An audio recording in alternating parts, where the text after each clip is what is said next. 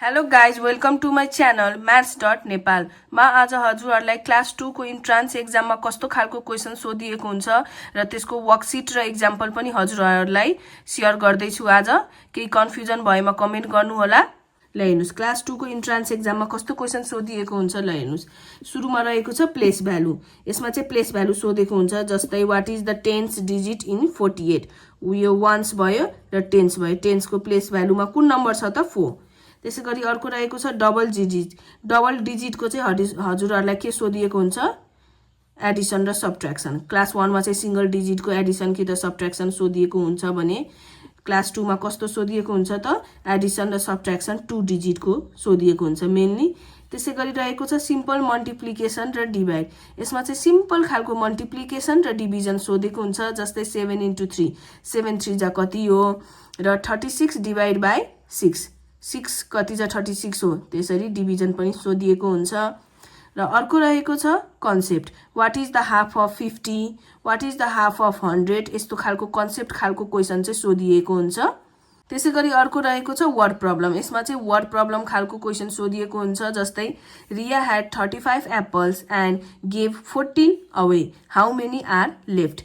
यो वर्ड प्रब्लममा मेनली हजुरहरूलाई एडिसन, सब्ट्र्याक्सन, मल्टिप्लिकेसन, डिभिजन यो चारवटाको वर्ड प्रब्लम सोध्न सकेको हुन्छ। यो चाहिँ हजुरको बच्चाहरूले आफै थाहा पाउनु पर्ने हुन्छ कि त्यो एडिसनको वर्ड प्रब्लम हो कि सब्ट्र्याक्सनको वर्ड प्रब्लम हो कि मल्टिप्लिकेसन कि त डिभिजनको। यो चाहिँ क्वेसन पढेर हजुरहरूलाई थाहा पाउनु पर्न सक्ने हुनेछ। जस्तै यो how many are left, left हुने बित्तिकै सब्ट्र्याक्सन, लेफ्ट भनेको कति बाँकी छ भनेको, यो भनेको चाहिँ के हो, सब्ट्र्याक्सनको क्वेसन सोधिएको हो।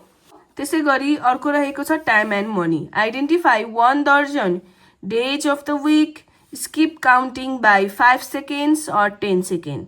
यसमा चाहिँ नम्बर, मिसिङ नम्बरहरू कि त आइडेन्टिफाई 1 दर्जन अनि डेज अफ द विक, यस्तो खालको time and money related question सोधिएको हुन्छ।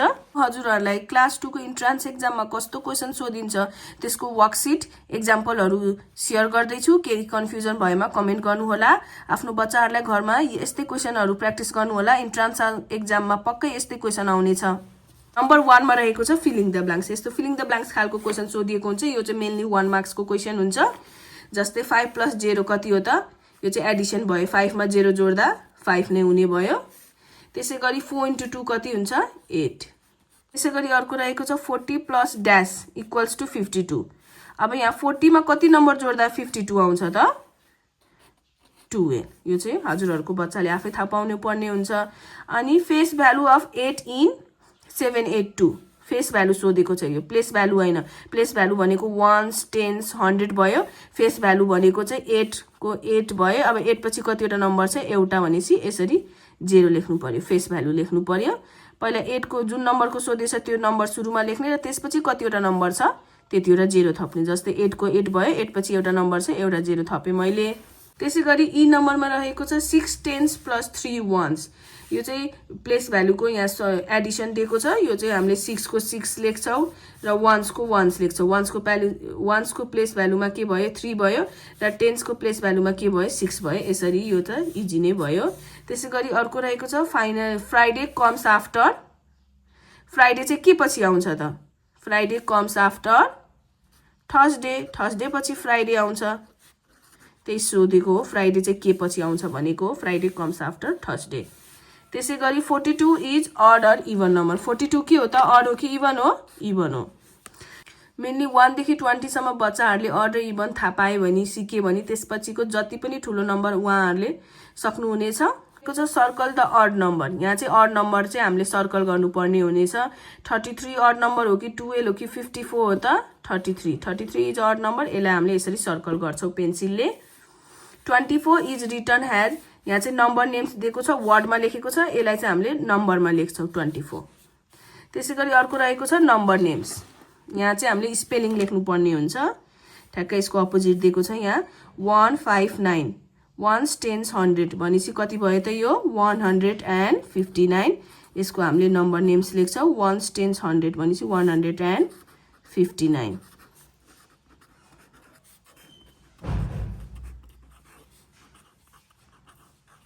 त्यसै गरी अर्को रहेको छ 1050 यसको नम्बर नेम लेख्नुपर्ने हुन्छ हामीले 1s 10s 100,000 अब यसको नम्बर नेम्स के हुन्छ त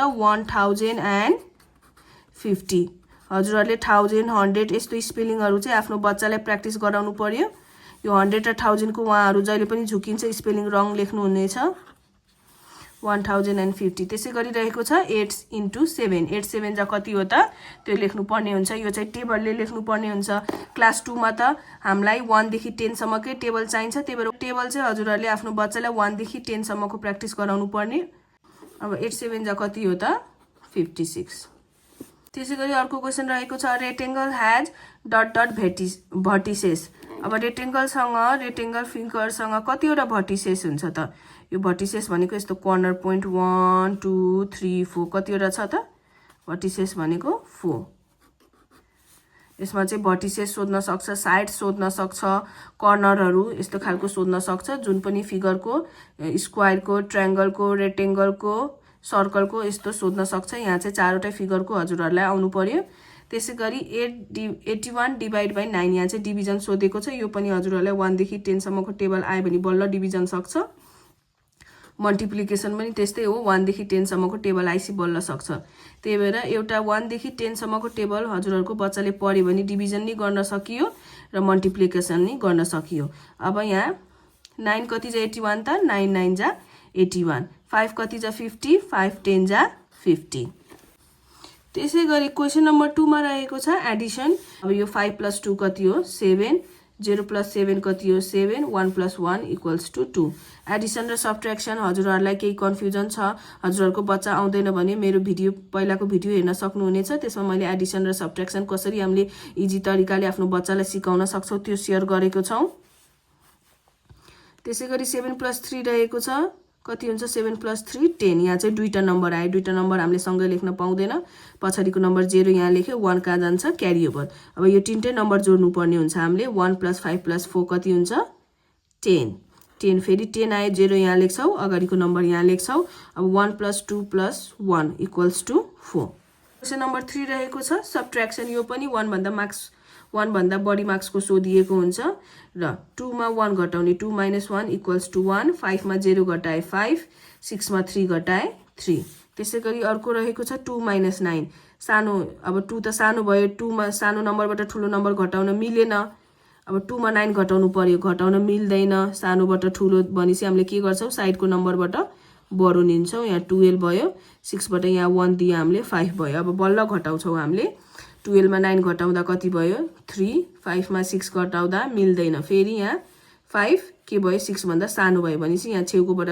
बढो लिन्छौ 4 बाट 1 दियो हामीले 3 बाँकी भयो अब 15 मा 6 घटाउँछौ हामीले कति भयो त 15 मा 6 घटाउँदाखेरि 9 त्यसैगरी 3 मा 2 घटाउँदाखेरि 1 हेर्न सक्नुहुनेछ क्वेशन नम्बर 4 मा सोधिएको छ वर्ड प्रब्लम क्वेशन हेर्नु सक्नुहुनेछ 1 नम्बरको Rani has 15 apples. She gave 7 apples to her friend. How many apples does she have now? अब चाहिँ how many apples are left with her भनेर सोधेको छ अब चाहिँ उसँग कति एप्पल छ भनेपछि क्वेशन पढेर नै हामीले थाहा पाउन सक्छौं यो प्लस हो कि माइनस हो कति बाँकी छ अब भनेछ उसँग भनेसी क्वेशन के हो माइनस हो यो माइनस को वर्ड प्रब्लम सोधिएको छ अब यहाँ हामीले साइडमा माइनस गरेर आन्सर निकाल्छौं र जति आन्सर आउँछ यो हामीले यहाँ लेखिदिन्छौं जस्तै रानीसँग कतिवटा एप्पल छ त 15 उसले 15 एप्पलमा कतिवटा एप्पल साथीलाई दियो त 7 वटा उसँग टोटल 15 वटा एप्पल थियो 7 एप्पल चाहिँ उसले के गरे साथीलाई दियो अब कति बाँकी छ त्यो हामीले लेख्नु पर्ने हुन्छ 15 मा अब हामीले 7 घटाउँछौं यहाँ 5 मा 7 घटाउन मिल्दैन यहाँबाट 1 बढो लियो 15 भयो यसरी गर्नु पर्ने हुन्छ हामीले डाइरेक्ट 5 मा 7 घटाउन मिल्दैन अब 15 मा 7 घटाउँदा कति आयो त हामीसँग 8 आयो यहाँ कति एप्पल भयो सी हैव ...